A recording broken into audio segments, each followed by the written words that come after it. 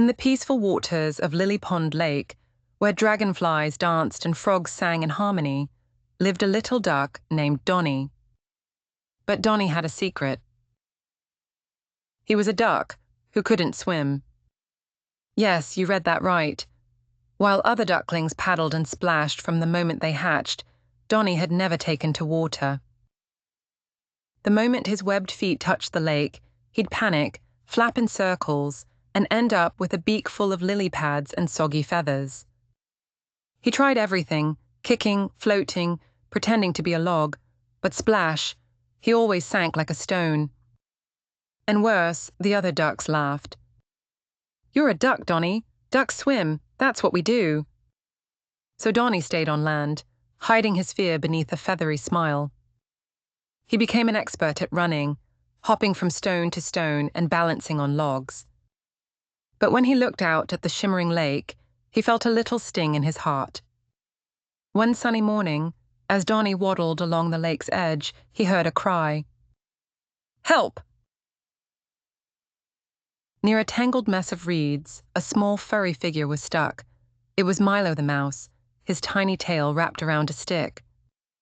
"I was building a raft," Milo squeaked, "but it broke apart."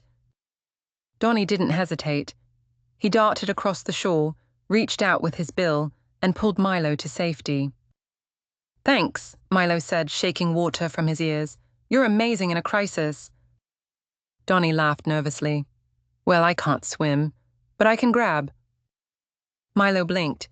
"You can't swim, but you're a duck."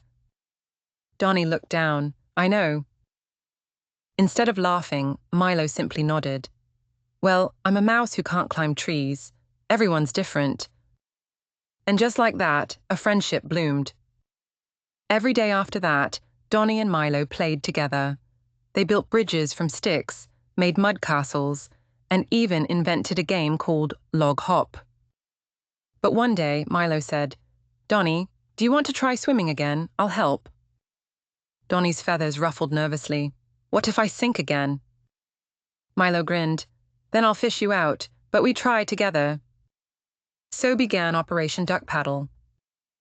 Milo built a floaty out of hollow acorns and lily pads. He tied them together with twine made from dandelion stems. They called it the Paddle Pad 3000. "Okay," said Milo, steadying the floaty near the shallow shore. "You step on, and I'll push." Donny closed his eyes and took a deep breath.